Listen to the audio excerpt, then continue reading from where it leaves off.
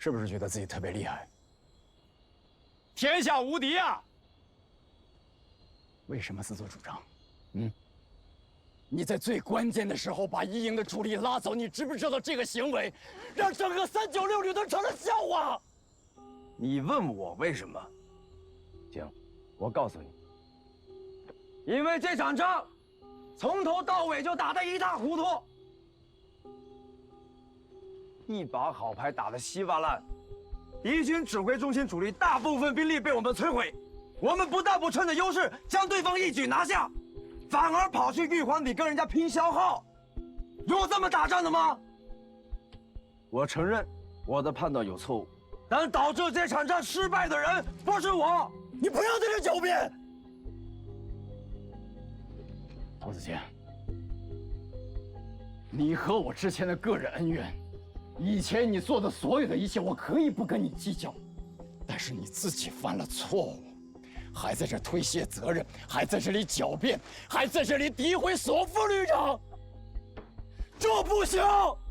我没有想诋毁谁，我也没想推卸责任，我说的是事实。你以为你是谁？啊，郭子健，你以为你是谁？部队是一个人的吗？怎么，396旅惹不下你？你能耐大，想往上爬是吗？那我告诉你，只要有我江胜强在，你就别想得逞。396旅谁是王牌，咱走着瞧。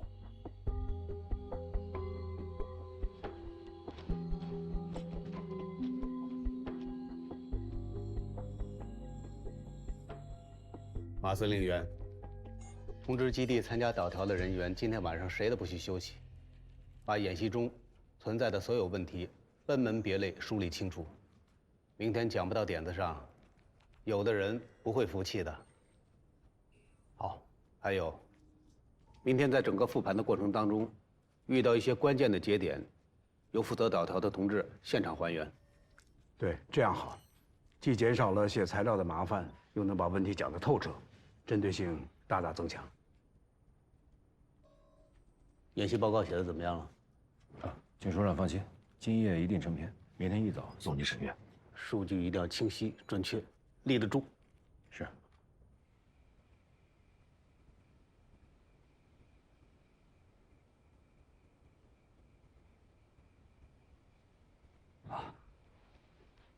姐，关于明天的复盘，我们需不需要做些说明和解释？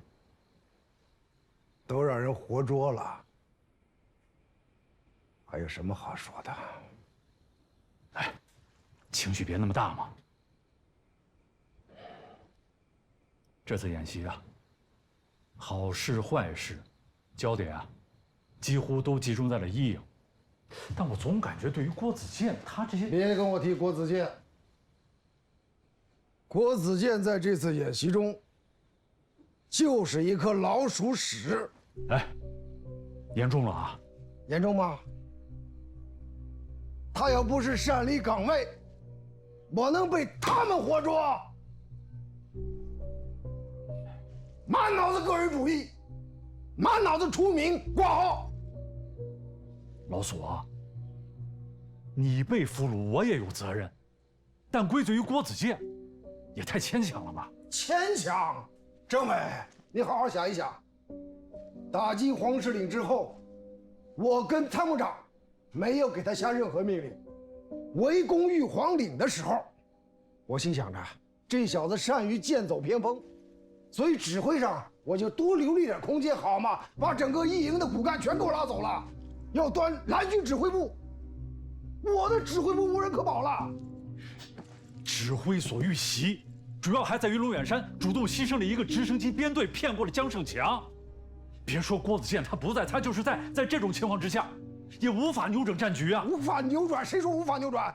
如果他及时回防的话，至少能给咱们指挥中心争取撤离的时间。不是他，你看人家啊，为了保卫指挥中心，自我牺牲，他呢，啊，让指挥员给他做炮灰，什么玩意儿？改天我管他叫首长，不对，管他叫爹。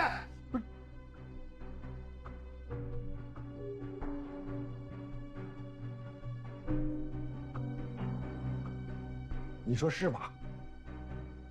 哪有这么干的？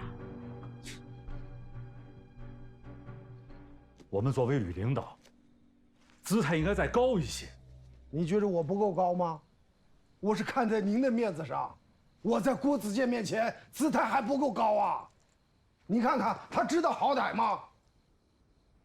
我看，刘科长对他的评价很准确，很中肯。太自私，太重个人名利。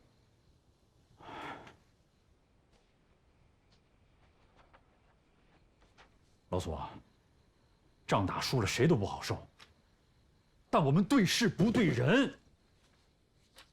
我感觉，你对郭子健的误解还是有点深，没转过弯来。我不想转这个弯儿，我供不起这尊佛。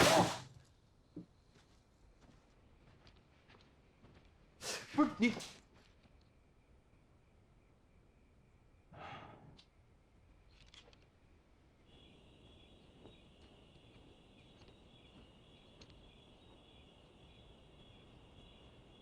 灵狐，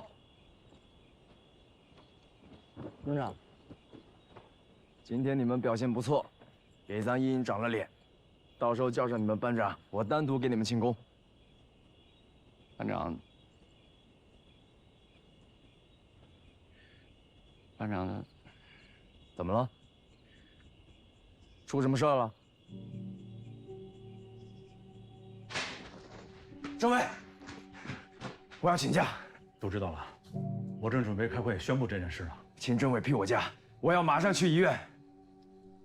演习导演部已经派直升飞机护送吴东胜去189医院了。再说了，你明天还要开讲评会，不能缺席。我一定在讲评会之前赶回来。开会。政委，开完会再走。同志们，演习虽然结束了，但我们396旅的仗才刚刚开始。现在把大家召集起来，不是总结，也不是讲评。第一呢，是提醒大家注意部队情绪波动，尤其是政工干部，一定要担起责任，不要让士气落下去。第二，是提醒大家，每一个干部都要把眼睛睁大了瞪圆了。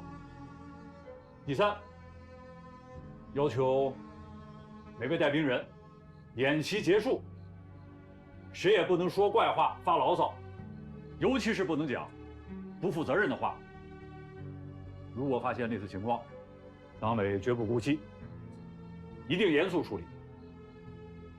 下面有一个情况通报：一营侦察班班长吴东胜在赴黄石岭地域执行侦察任务时，发生车辆事故，目前已送医院治疗。特此通报。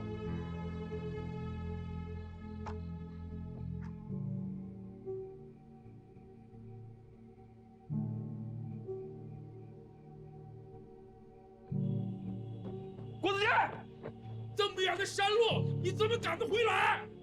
郭子健，你是一营营长，能不能冷静一点？吴东胜的任务是我派的，我必须去。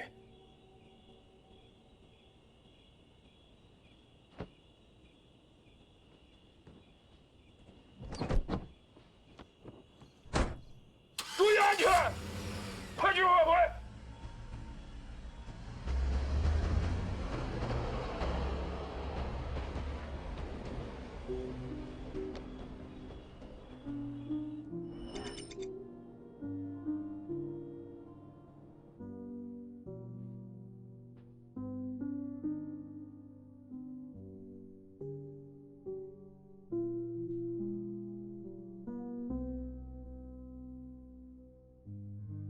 病人右腿受伤严重，失血过多。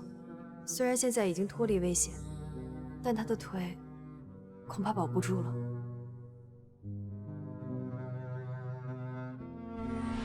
就跟你打的那次演习，俺觉得那才叫真打仗。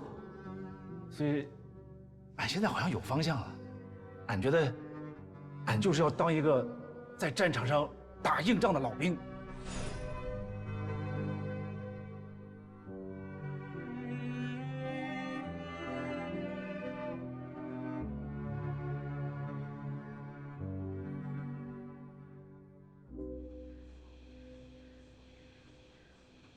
吴东升怎么样了？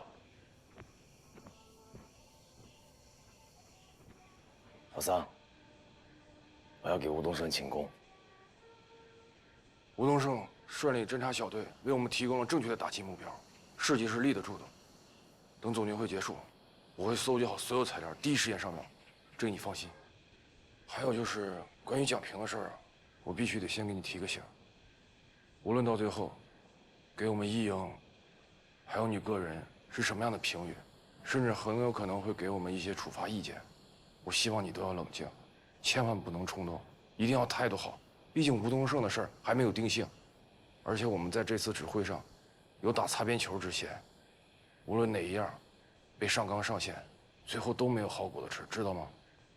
营长，赵大员，开会时间到了。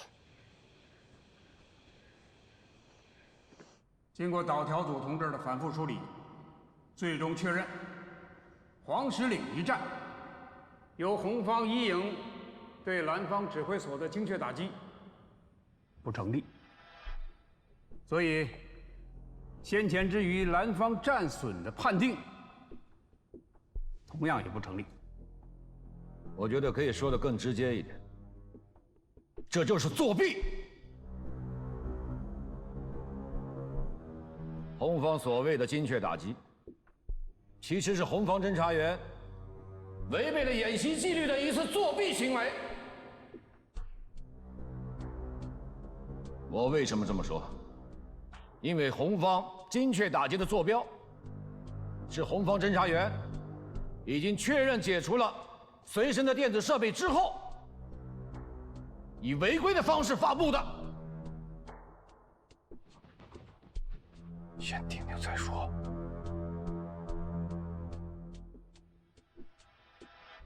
这不是往咱们营脸上抹黑吗？一定是蓝军吃了大亏，在捣鬼。别一伙，干脆你们直接去现场，向首长们讲清楚。是啊，否则吴班长不就白受伤了吗？是啊，快去啊！快去啊！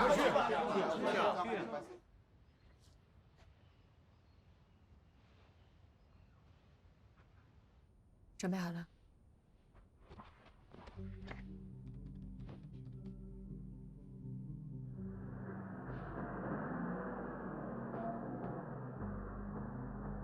这是我们当时跟随红方一营侦察班行动拍摄到的视频素材。请注意，这是蓝军小组抓获红军侦察小组的时间为6时56分，请看视频画面。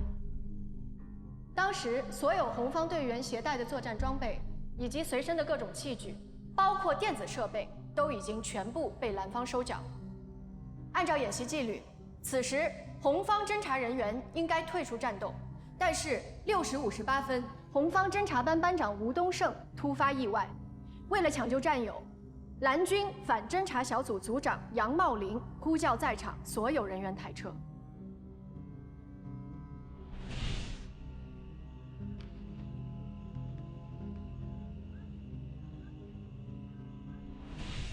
后来经导条组核查，红方一营指挥所接收到信息的时间为当日6时59分04秒，而这中间的1分多钟时间差，恰恰就是吴东胜同志突发车辆事故所需要营救的时间。当时蓝方所有在场人员均赶去抬车救人，但是这个救人现场却唯独缺少了红方侦察班副班长林一虎的身影。那么红方副班长林一虎在哪儿呢？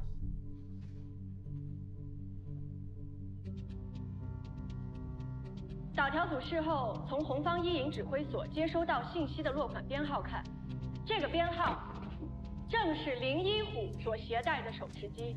所以，综合各种事实，林一虎正是利用了大家去抢救吴东胜的时机，将本已被俘上缴的北斗装备重新使用，并且发送了信息，属于严重违规。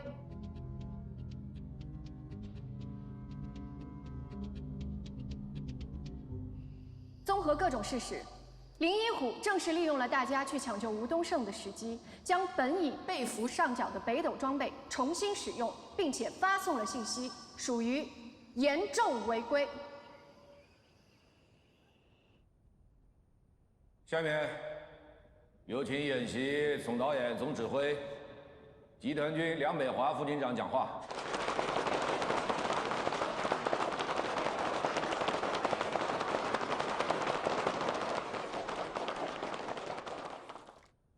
掌声很热烈啊，但是我觉得很刺耳。今天是演习的总结，我在这里只谈问题，不搞表扬。说心里话，对这次演习我一开始还是充满期待的，想着通过这次演习，对我们训练转型能够吸取非常丰富的营养。但是，红蓝双方刚一交手，我的期望就大打折扣了。现在看来，营养是有，但是营养不良。刚才导调组的同志就演习的各个节点进行了复盘，说的都是具体的问题、具体的事件。在这里，我想说的是，在这个演习场上，从头至尾弥漫着一股浓浓的功利之风，急功近利，投机取巧，搞什么名堂？如果这样的话，如何推进战斗力建设的创新和发展？如何担负起陆军转型的任务和使命？这几天我一直在想啊，未来陆军将会在什么样的战场上与敌作战？但是我想，不管什么战场，像这次演习当中反复争夺玉皇鼎的战斗，今后将很难遇到。同志们啊，演习之初，我给红蓝双方配备了无人机，还有一些智能的设备。但是，在整个演习的过程中，双方都只是做了点缀式的辅助式的事，真是让人失望啊！我就想问一问，为什么心智战斗力量的使用在演习中没有精彩的表现？信息对抗的要素在哪里？同志们，你们回营房之后，好好的自我检讨，好好的自我总结。届时，集团军将会组织专题研讨，同时会邀请国防大学的专家学者到现场答疑解惑，去伪存真。是这样，除了参加演习的部队之外，电视电话系统连接的其他部队，目前已经关闭了。也就是说，从现在起，都是咱们参加演习的自己人了。都听见了吗？现在屋里没外人，都是自己人。有趣的叫屈，有冤的申冤，憋都憋在心里。谁先说啊？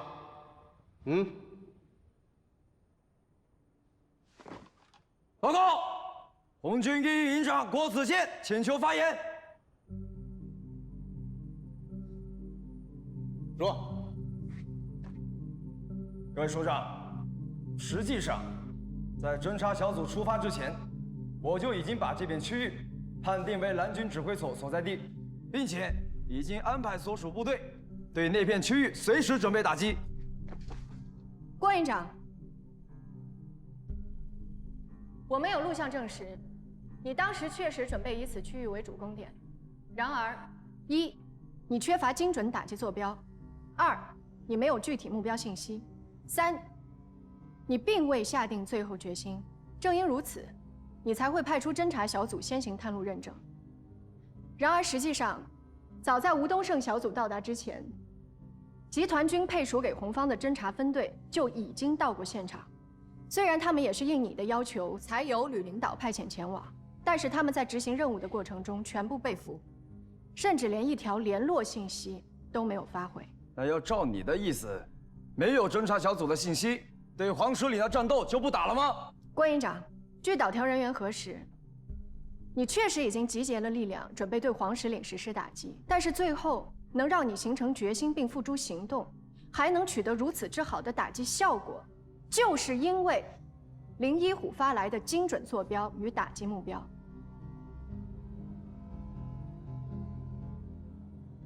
那只是你的个人主观推理。恰恰相反，作为导条人员，我所说的每一句话都是有事实依据的。指挥员的战场决策就一文不值吗？任何决策都必须来源于情报与信息，而决策的成败与否，更是需要精确的信息提供支持。这一规律以前如此，现在如此，今后也将一直如此。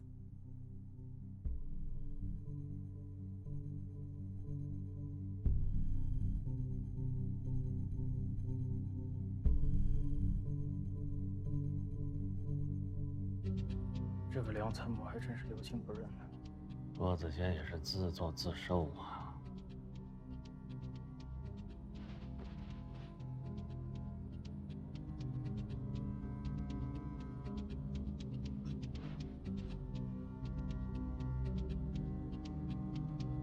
讲得好！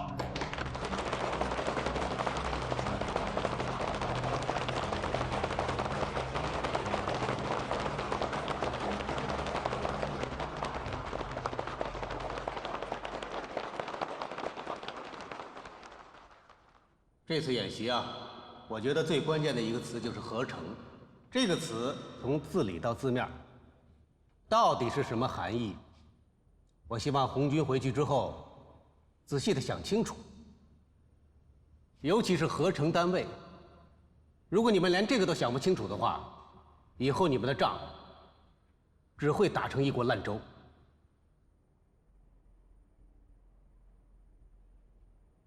会议结束以后，红蓝双方回去各自总结。基地的同志们也会根据你们提出的合理化意见，进行深度复盘。记住啊，胜负不是目的，如何提高战斗力才是关键。散会。下令！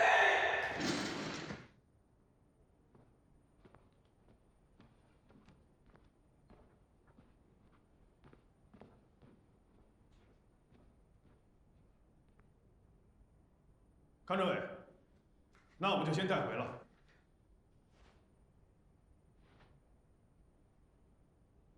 396旅的官兵们，我们蓝军是你们的磨刀石，希望你们这把刀在我们的磨砺下越来越锋利。希望从今以后，你们能够越战越强。参谋长到，唱支歌，鼓舞士气。是。404的都有了。说的有的，预备唱。说的就的，说的就的，天天手中枪，自手榴弹，六号日本来，后手的人，让心在旁。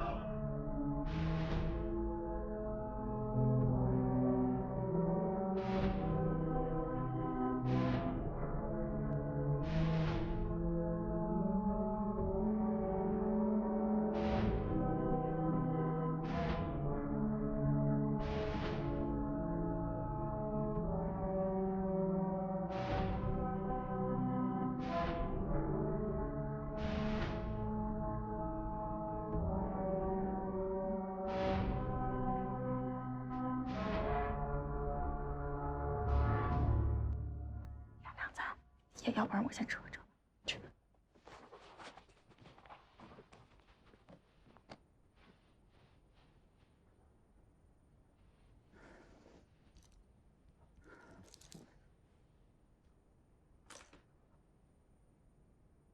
同志们啊，我康保平活了这么大岁数，第一次不敢出门了。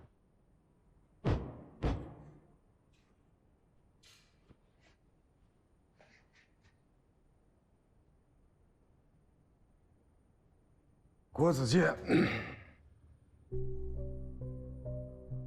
进入演习区域之后，你处处和指挥决策中心不合拍，处处表现你一个军事指挥硕士、院校机关参谋的派头，是吧？我旅指挥所的每一个命令都入不了你的法眼。你要是真有本事，我索建安佩服。你看看你这些事儿啊，哪一件不是贾生咽不下的烂鼻子？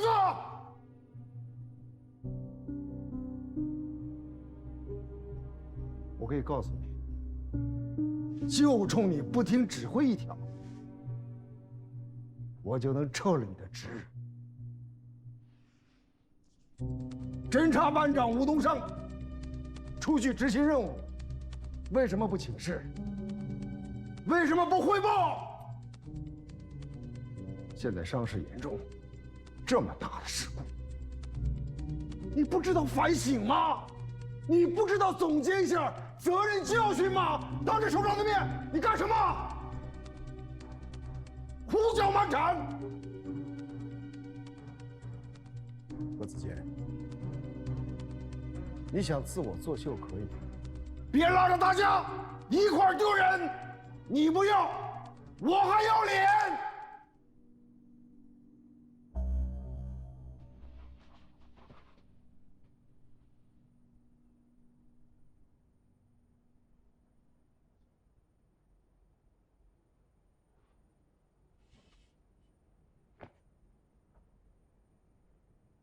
左代旅长，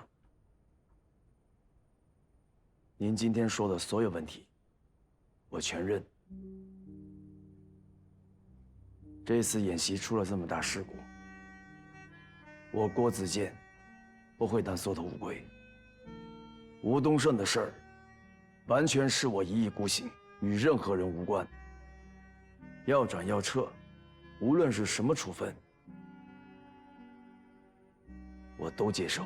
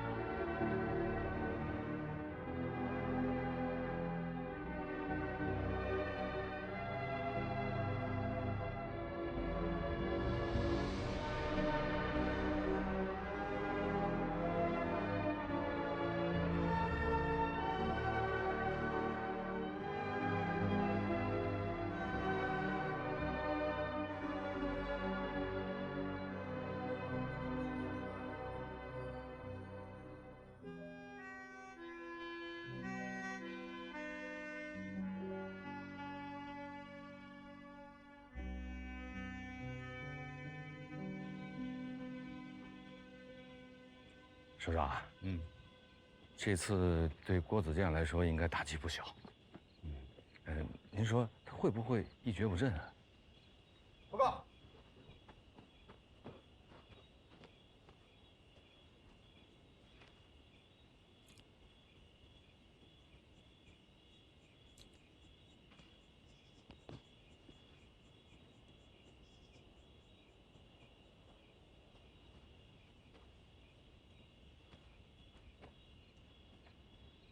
396旅拿过来的情况通报，征求我们对郭子健的处理意见。他们怎么说？你觉得他们会怎么说？我觉得我觉得我们集团军机关是不是也应该拿点意见？我们应该拿什么意见呢？都安排好了。啊，好了，车辆、装备等一系列安全检查都已经完毕了，咱明天一早就可以返程了。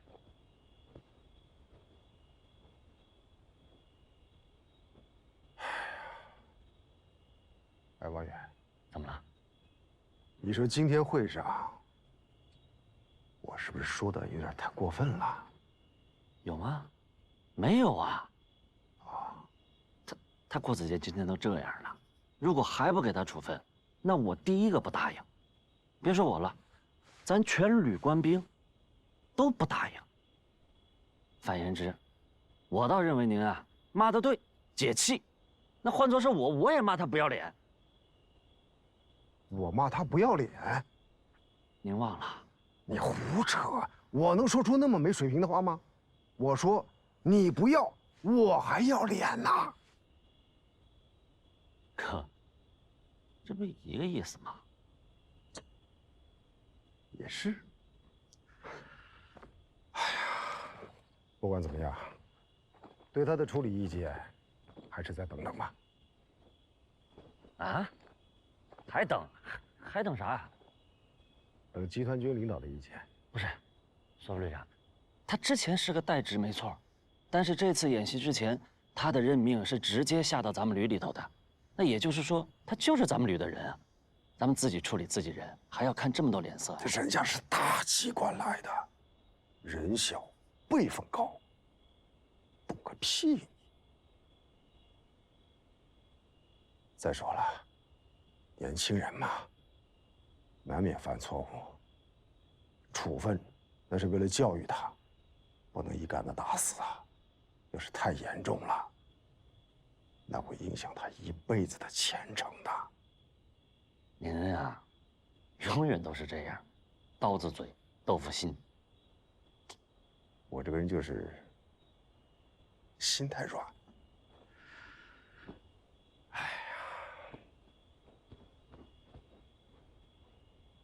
郭子健在步兵学院是一个优秀的参谋，也是我梁北华看中的人才，是我放到一营当营长的。但这一切都不能成为为他开脱的理由。首长说的是，你说这个混小子啊，当着全旅的面跟领导甩脸撂挑子，太任性了。指挥员是可以有个性的，保有自己的个性，但是在原则的问题上，没有任何条件可以讲。我已经签字了，郭子健属于396旅，集团军机关绝对不会干涉396旅单位对他的任何处置。那您就这么让他硬扛？一个人的成长需要多方面的扶持，但是关键的几步路，还得靠他自己迈过去。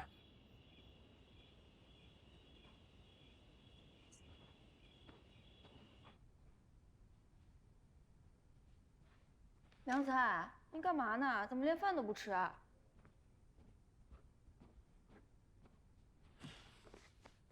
你还在看一营的数据啊？我想检查看看会不会有什么错漏。毕竟是第一次参加这么大的活动，情况又很复杂。那你查出什么了吗？没有。要我说，就是这个郭子健太自大了。他第一回准确猜出蓝军指挥所的位置，被胜利冲昏了头脑，所以第二次才会那么想当然。再说了，你说枪打出头鸟，他总跟指挥所对着干，能有什么好果子吃吗？郭营长，郭营长，能跟你单独聊聊吗？我还有事，我先走。吓死我了，吓死我了！真是背后不能说人坏话。他导条的结论是不是已经确定，无法更改了？是。吴东胜的腿，他以后可能无法继续留在部队了。这件事事关他以后的待遇，所以我想请求你重新核查一下所有数据。我已经复核过了，很抱歉，但事实就是事实。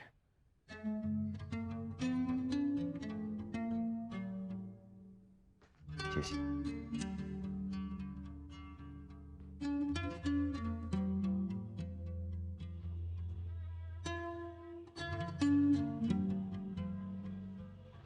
陈正，经理。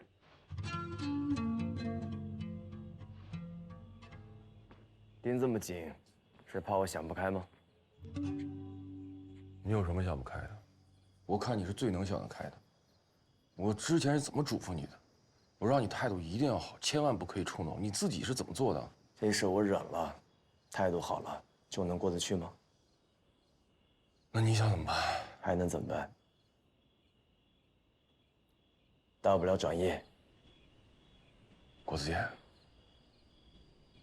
我可以理解你，但是你说这些话是一营营长应该说的话吗？行了，明天就要回营，赶紧回去准备吧。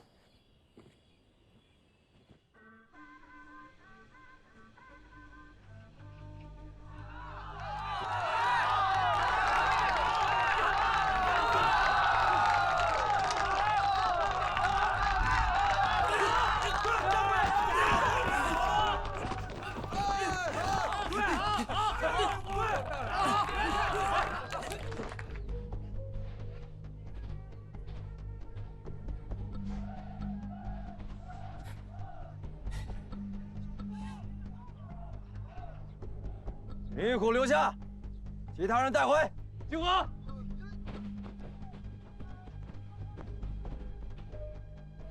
向右看天，向前看，向右转，趴吧走。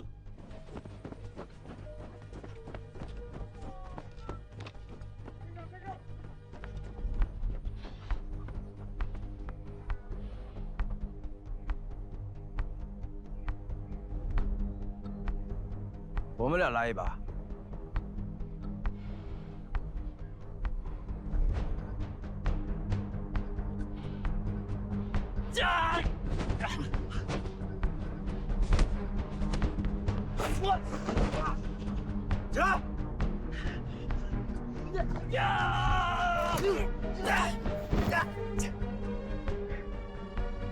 不是憋着气吗？朝我这发，起来！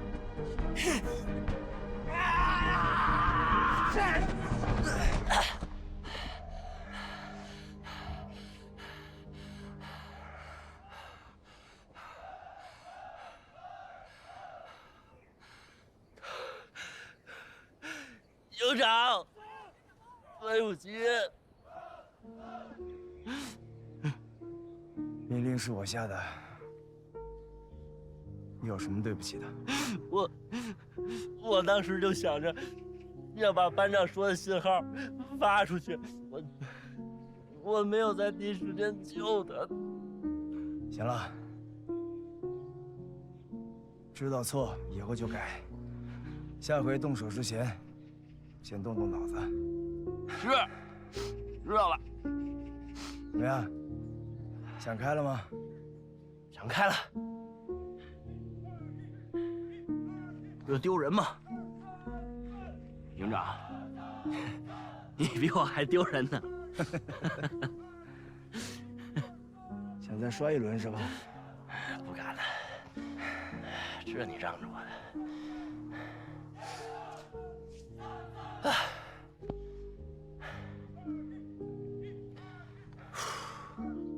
吴东胜的情况就是这样，腿是保不住了，而且马上要做手术。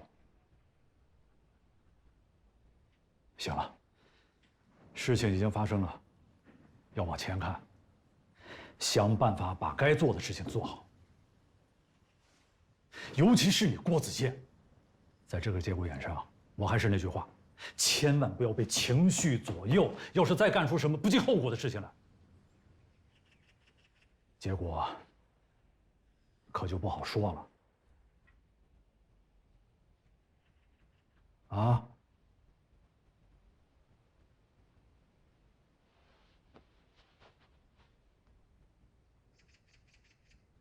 知道了，政委。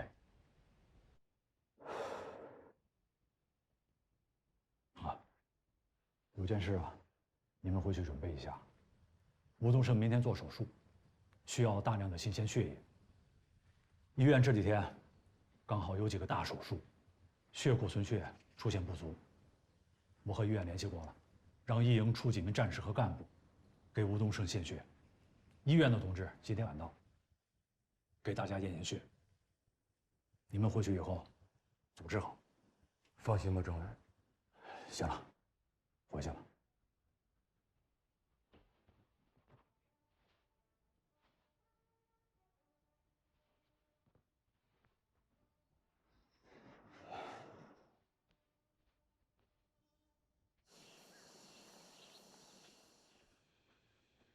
小三，给吴东胜请功的事怎么样了？其实材料我已经准备好了，但是这奖评会一开，侦察班的功劳就变成违规了，所以这事儿现在就变得难办了。再难也得办。他腿要真没了，离开部队以后他怎么生活？放心，吴东胜出了这么大事儿，这材料我无论如何也得交上去，我会尽有全力的。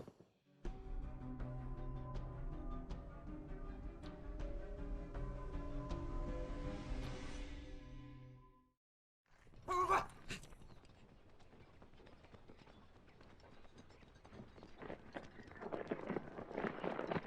梁子，这什么情况啊？紧急集合吗？梁子，梁子！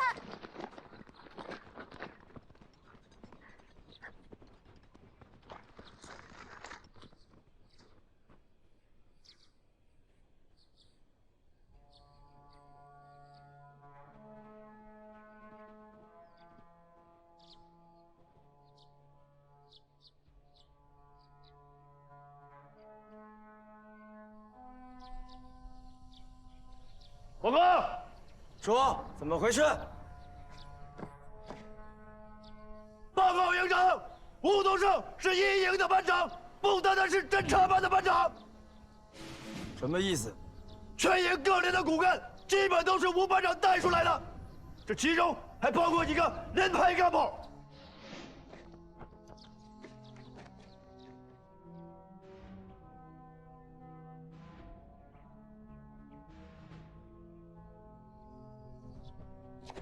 那又怎么样？吴班长需要输血，很多人都能献血。李松伟，我没空陪你废话，有话痛快说。既然如此，献血就应该人人有份，哪怕是抓阄也行。为什么偏偏只抽侦察班的血？不公平！不公平！不公平！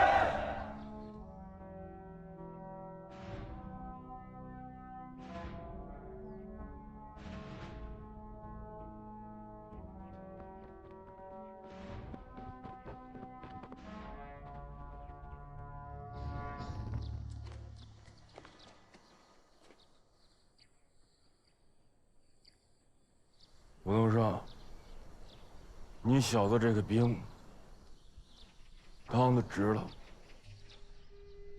同志们，既然已经到了这个份上，我和营长就不能再瞒大家了。吴东胜同志，确实是因为失血过多，再加上必须要进行截肢手术，所以确实谁截肢？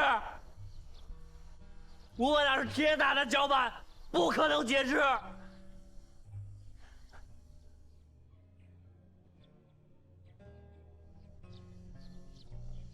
陈俊义，陈俊义，你教练员是不是说错了？搞错了吧？冷静点，冷静点。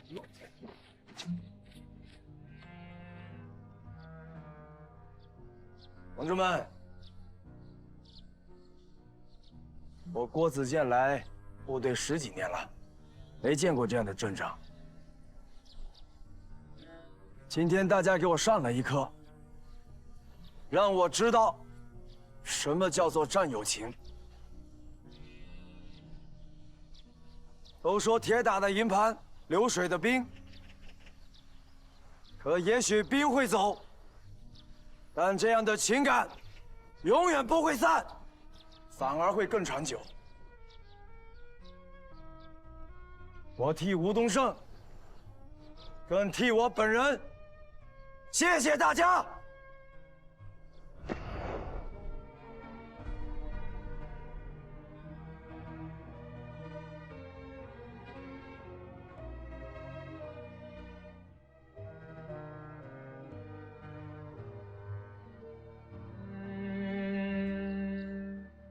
风从未停息，将喧嚣都吹拂后远去。你站在原地，看着角落沉默的自己。吴东胜的确是 AB 型血，理论上说，全营大部分官兵都可以为他献血。但是要说公平，最应该把胳膊伸出来的是我郭子健，哪怕是把我的血抽干。因为吴东胜从头到尾都是在服从我的个人命令。吴东胜原来是一连的兵，这个责任理应由我这个连长承担。一点一滴，一字又一句，愿人还能想起。谢谢你为我开脱责任，但事实就是事实。吴东胜的事儿，我难辞其咎。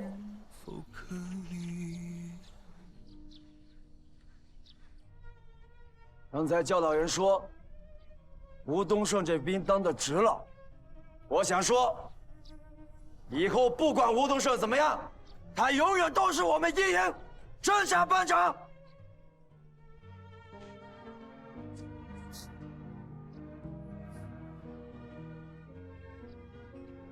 至于献血的事儿，我请求大家服从命令，听从指挥。渐渐远离，不管将来哪个人的血留在吴班长的身上，我相信他都一定会感受到，因为这是一营每一位战友的血，是一营每一位战友的珍贵馈赠。这次演习的问题，责任在我，但我希望大家不要丢掉了打赢的信念，不要输了一营的气势。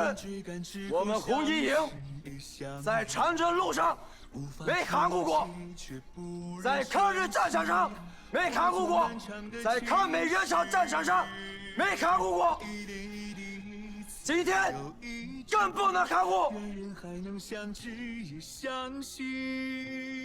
昨日已去，而明日再续。听我命令，各连带会按计划组织训练，把短板补齐，把本领练强。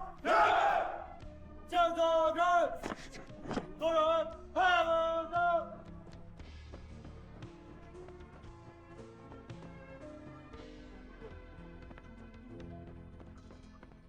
一山一水一程又一里，愿风雨之后相伴。今天，我被一营官兵的这种行为感染了。我不知道，战友情谊还有这样一种几乎不讲道理的表达方式。一营挡不了，这样的部队根本不用搀扶或敲打。虽然我不清楚这支部队的底气在哪里。但从那一刻起，我坚信，这样有情有义的队伍，老天都会格外眷顾。多少书信，你说都会铭记。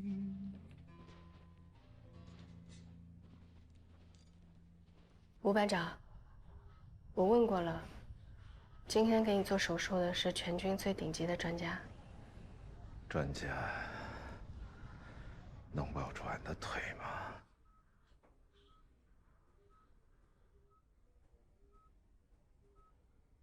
梁参谋，哎，演习的结果是什么呀？俺们赢了吗？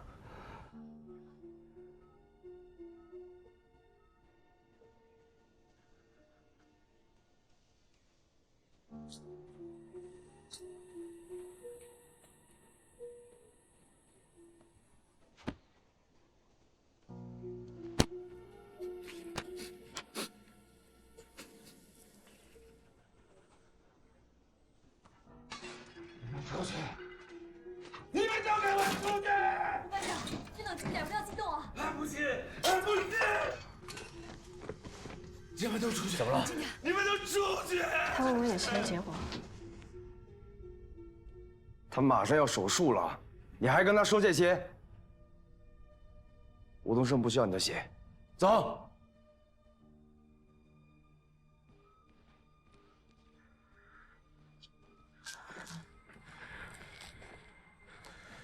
顾医生，马上就要手术了，您快劝劝他吧。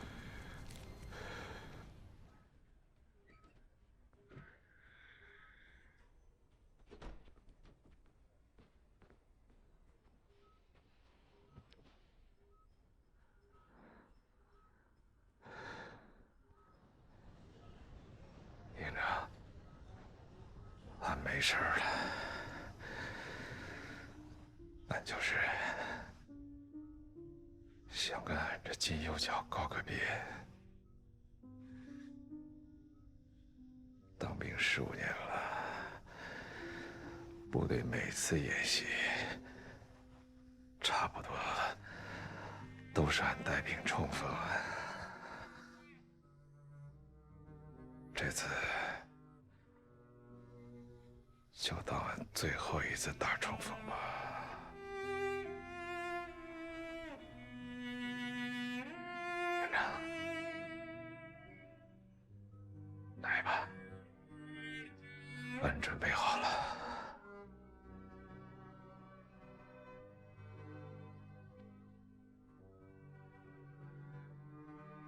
陪着你。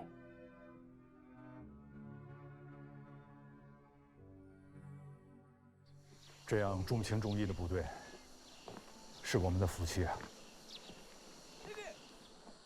做法虽不值得提倡，但情怀理当培植。政委，重情重义，一直以来都是我们营的优良传统。吴东升的手术顺利吗？目前为止还算顺利。家里人呢？吴东升是个大孝子，死活不让我们通知家里人。他爸妈年纪应该也挺大，而且身体一直都不太好，都是郭子健在医院照顾。这个郭子健啊，现在情绪化比较严重，让他清醒一下，亮亮脑袋也好。只是没办法向人家父母交代啊。本来这次演习结束以后，吴东升就转为5级士官了，可以一直留在部队里。但突然之间出了这样的事儿，腿也没了一条。如果真的就这样让他离开部队，咱们作为领导的，是不是得给人家里人一个满意的交代啊？想说什么就直说。请政委为吴东升请功。这件事啊，很复杂。一则，更高层次的奖励咱们屡定不了；二则就是能定了，操作起来也没那么简单。我先谈谈上级的意图再说吧。关键还在于他们发送的这个情报。请政委为吴东升请功。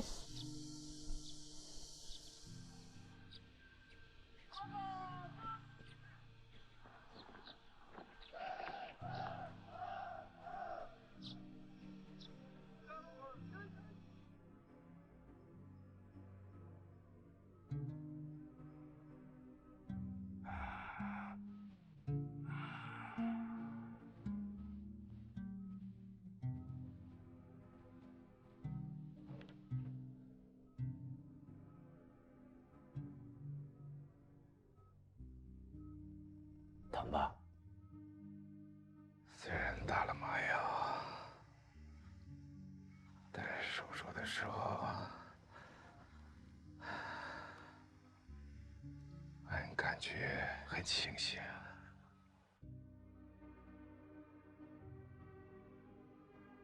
还别说，咱们当侦察兵的，平常的那点训练啊，关键的时候还真能派上用场。是，一般的麻醉剂麻醉不了你的意志力。虽然不疼，但是爱能清清楚楚地感受到俺的脚，俺的金右脚，就那么一点儿没了。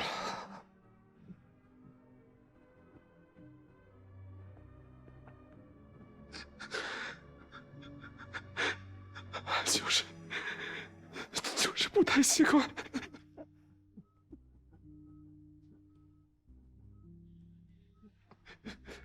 营长，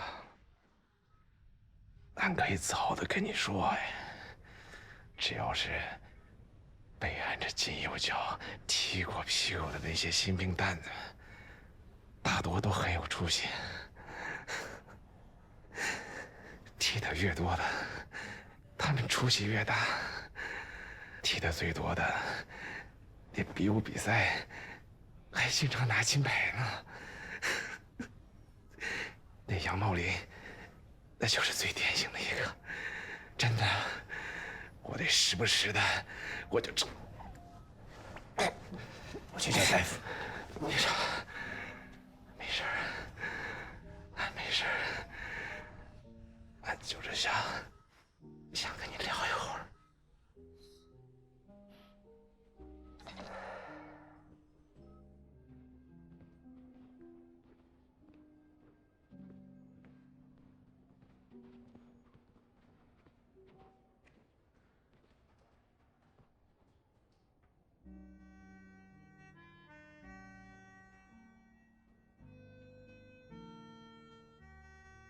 营长，对不起你，还没有完成任务，对你的承诺。该说对不起的是我。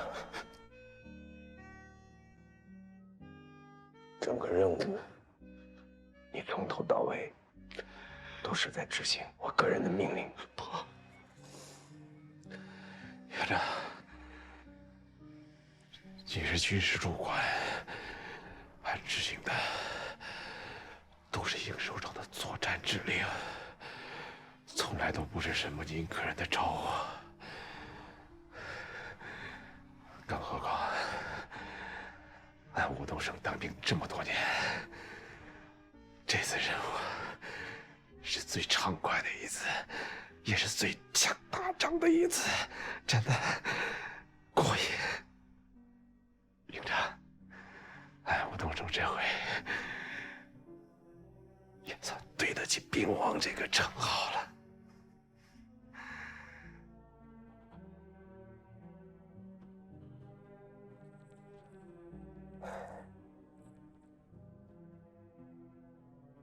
东省，你永远是我们一营当之无愧的兵王。以后的事，你不用担心，我一定替你安排好，不会让你委屈。营长，俺其实知道，像俺这种情况，想申请个立功什么的很难。你也别怪梁参谋，他能在那个时候告诉俺实情，俺真的挺感激他的。做手术的时候，俺想了很多。离开部队以后，俺准备开个维修店，修车、修家电，修什么都行。我对不起你，你没有对不起俺。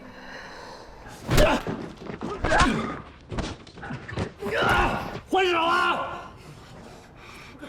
你是全军比武冠军，吴班长他最看重你，用他的金右脚点化你最多。你呢？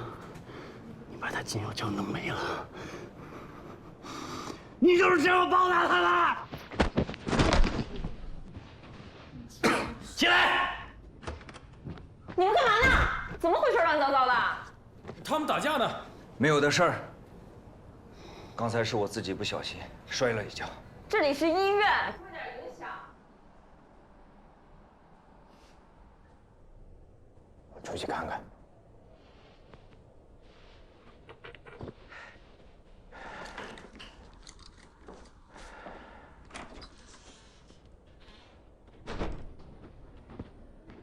迷糊。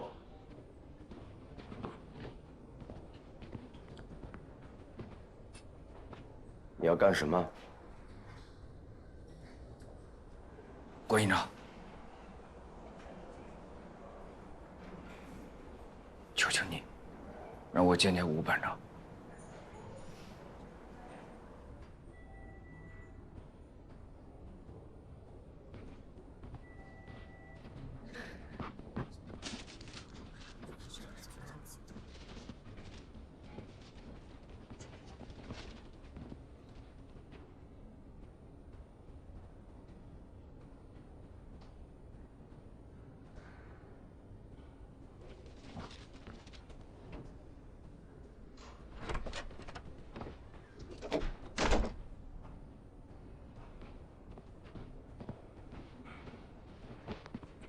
没完了，班长是他害的，干嘛放他进去？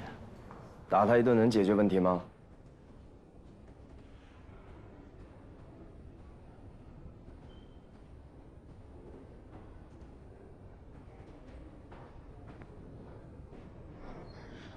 你跟着我干什么？留下照顾你们班长。营长，那你呢？我不能让吴东胜的右脚白丢。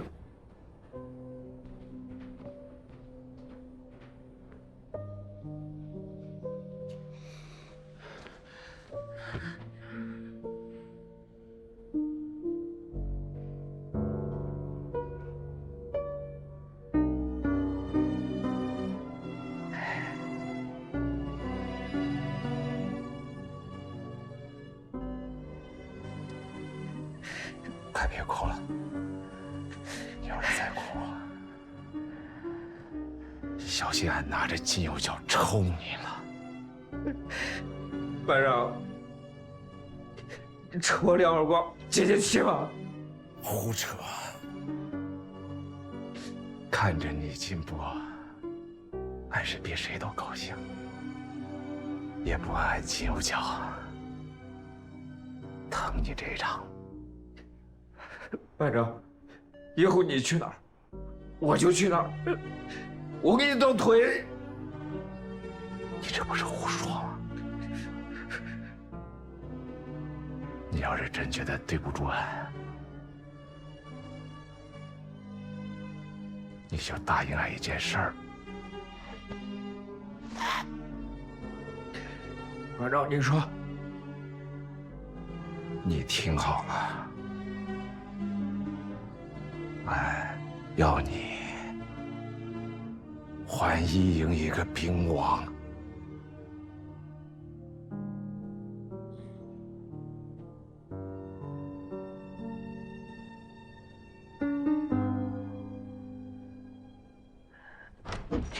老桑，吴东胜的事儿，吕丽到底怎么说？吕领导也挺为难的，人家正开党委会研究呢，我把吴东为难什么呀？郭子健，郭子健，郭子健，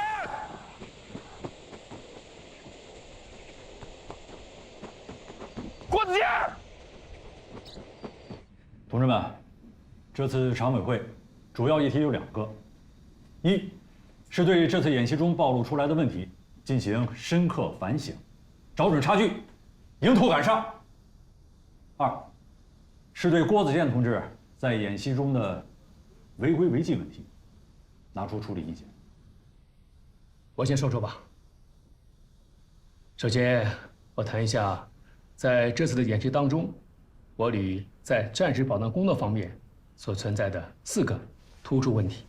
郭营长，这是旅党委常委参加的会议，你不在列，你不能入会。我不要求列会，我只提一条诉求，5分钟就够。纪律就是纪律，你别说5分钟了，我1分钟都怎么说不通啊？哎，你怎么说不通啊？你是不是安静？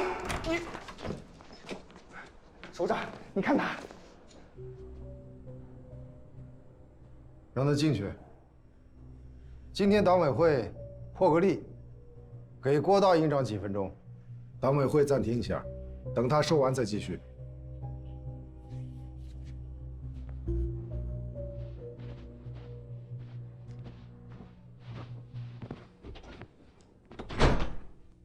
各位首长，我知道干扰党委会议，后果很严重，怎么处理我都行。但眼下这件事，还请各位首长能够尽快敲定。不是有什么事你就直说吧。一句话，为吴东胜报功。啊，为吴东胜报功的问题啊，一营党委书记桑海田同志已经找我汇报过，我们将根据有关的规定和政策统筹考虑。你完全没必要到旅党委会议现场来提。吴东胜受伤致残，追究起来，从头到尾严重违反演习纪律，私自用兵，造成的责任事故，你作为营长，难辞其咎。关于你的处理意见，我们正在讨论，你却跑来给他邀功请赏，你脑子怎么想的？索副旅长，我的问题该怎么处理就怎么处理，但请求您看在一位老兵搏命沙场的份上，为他报请军功。搏命沙场，你说的好听，我再重申一遍，这件事情自始至终都是一起严重的责任事故。你用这些好听的词汇装潢修饰，能改变事件的性质吗？李刚是，看不得见。就算认定是责任事故，那也是我的责任，不是他的责任。他只是服从命令。在整个执行任务过程中，吴东胜表现的是英勇无畏的牺牲精神。再说了，郭子健同志，今天的党委会议很重要，你先出去。关于这件事，等会议结束以后再说。政委，我就是知道今天是党委会议，我才来的。等会议结束了，吴东胜这件事儿就没希望了。求求各位领导了。郭子健，还有个营长的样子吗？出去！只要能为吴东胜请功，即便把我这个营长给撸了，即便让我转业，我都没意见。你以为部队是什么地方？立功受奖，能等价交换吗？请求各位领导，就算是发扬人道主义精神，请为吴东胜报功。照你这么说，今天不给他报功，我们就不人道吗？我告诉你，吴东胜不可能报功。连嘉奖也没有，连自己的兵都保护不了，我这个营长有什么用？我不干了！干！我的天哪！吓唬谁？我是装大了。告诉你，今天党委开会就是研究关于你的处理意见，你就是想干，也不一定有机会了。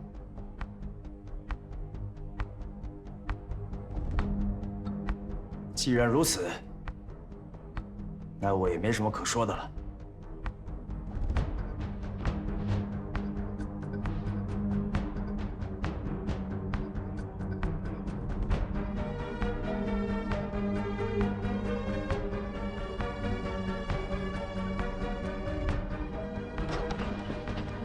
各位首长，对不起。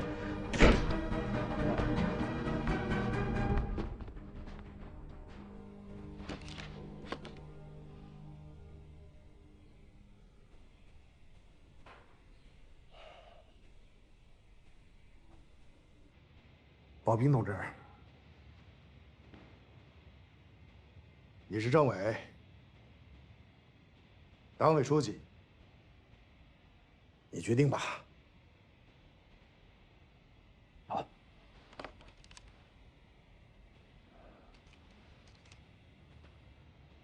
既然郭子健是今天绕不过去的话题，那好，我们就趁热打铁，专题研究对他的处理意见。东方同志，先谈谈吧。郭子健，你这到底是哪一出啊？本来是还有希望的事情，让你这么一搅，彻底给搅黄了。希望个屁！你不努力争取，跟我废这话有什么用？你是吃强药了吗？吃强药你也不能到处咬人吧？行了，我不跟你废话，我也不用等他们处分我，我自己打转业报告，大不了我回去创业，养吴东胜一辈子。郭子健，你给我冷静点儿！冷静？你让我怎么冷静？你是没见着吴东胜，他的脚没了，他的黄金右脚没了。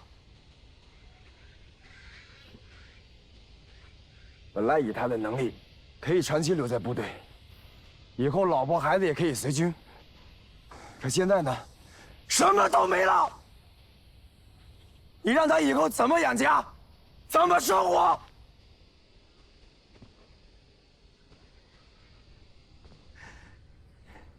一辈子很长的，你知道吗？很长的。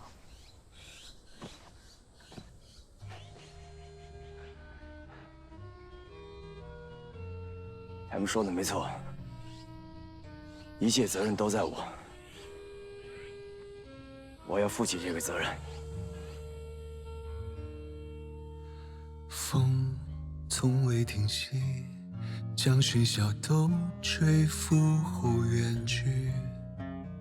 你站在原地，看着角落沉默的自己，又再次想起冷与暖曾交织的旧里，远方和故乡，繁华与孤寂都不会容易。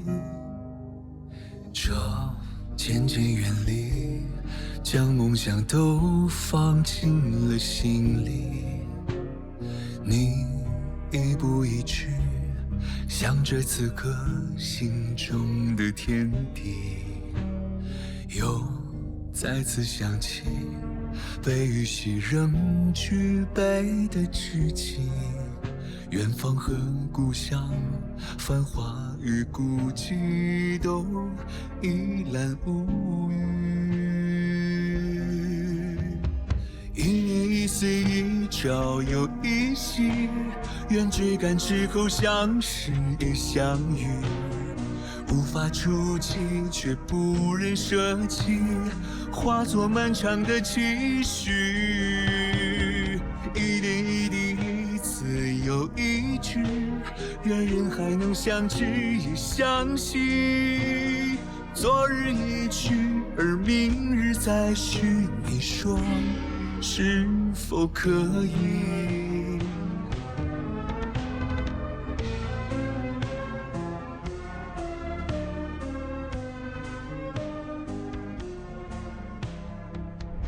离开部队以后，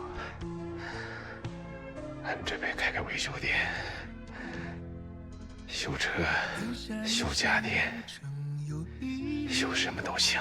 风雨之后相伴亦相聚，无需刻意，却不能忘记，化作漫长的。我正式告诉你，吴东胜不可能罢工，也不可能加价。相望也相依，多少陌生与多少熟悉，你说都会铭记。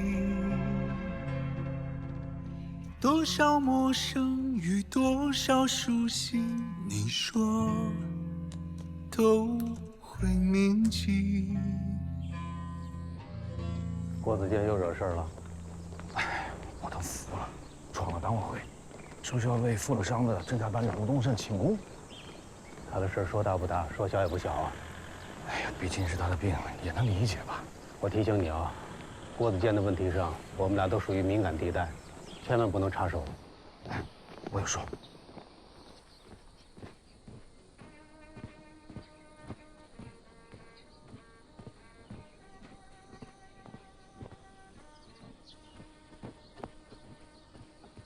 站住！政委，干什么去？还没闹够吗？这是我的转业报告。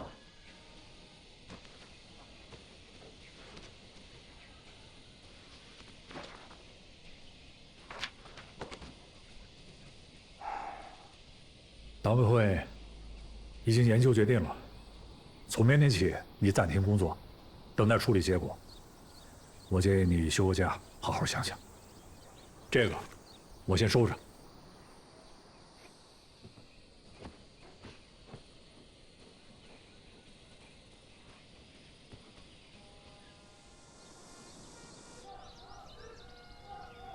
这是这次关于演习的反思与总结。哦，这份是我个人对这次演习的一些思考。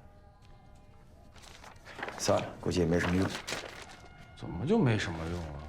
这么宝贵的资料，我得留着。随你，反正我以后是用不着了。肯定能用得着。这休假报告，你都审查好几遍了。那上面可盖着旅政治工作部的大红印章。院长，我觉得这个事儿没到最坏的那一步呢。我们现在其实……行了，你什么也不用说。我现在脑子乱得很，需要一个人好好捋捋。可是现在没有时间给你好好捋一捋啊。演习刚结束，营里那么多事都等着你呢。老桑，按说，这个节骨眼上当逃兵，真不是我郭子健的性格。但是事情赶上了，没办法。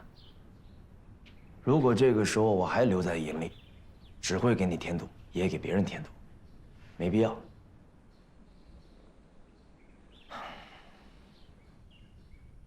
我知道，我这个人的性格挺不招人待见的。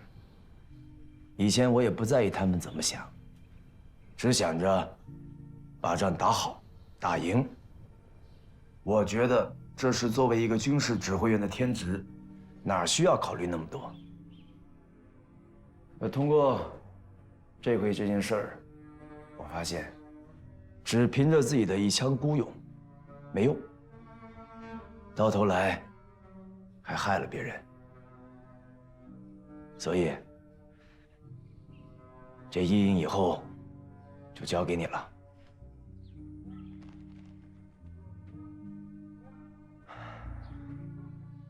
营长，一营的士气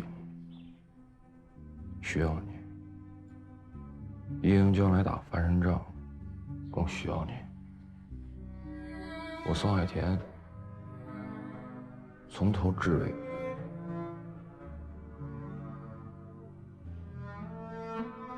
没有觉得你给我添过半点堵。事情真的没有到最坏的那一步啊！你不可以在这个时候自己说放弃。不放弃，我还有别的退路吗？有，好好承认错误，好好检讨，争取组织宽大处理。可是我真的错了吗？难道让我去做检讨，不该一心去把演习当作打仗，不该把训练当作实战，不该针对情报真假问题去跟领导较真，不该坚持作为一个军事指挥员最基本的判断？哦，只需要盯着那些演习的评分标准去准备打仗，去操练部队？我告诉你，我做不到，我也绝不允许我们的士兵跟我一起摸爬滚打的全营几百号人，一身泥巴一身汗，瞎跑瞎转，年复一年，奔走忙碌，到最后连战场的边都看不着。是，现在是和平年代，可这个世界真的安全吗？我不希望我们的士兵，当我们国家安全受到威胁的时候，毫无战斗力可言。我错了吗？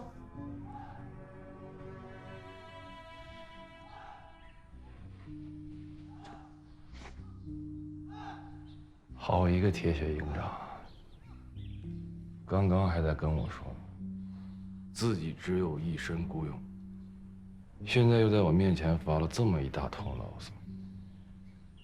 营长，我清清楚楚的记得，你刚来我们一营的时候，是你亲口跟我说的，说战争只有一个字，就是赢。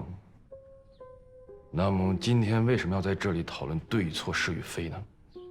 我觉得你今天说这些话不应该是对我说的，应该说给你自己。你确实应该好好捋一捋，好好问问你自己，是否你现在看待所有的问题都站在自己的立场上？是否你看待所有问题的时候，没有找到自己真正的问题和缺点在哪里？那你告诉我在哪儿？爱在哪里，在哪里？郭子健，我告诉你，你自己想不明白在哪里，没有人可以教得会你。一营不是你说给我就给我的，你没有这个权利。零零休假是你自己选的，你就是应该找个地方好好捋捋你自己了。1年不够，2年，2年不够1辈子，捋不明白，你不用回来了。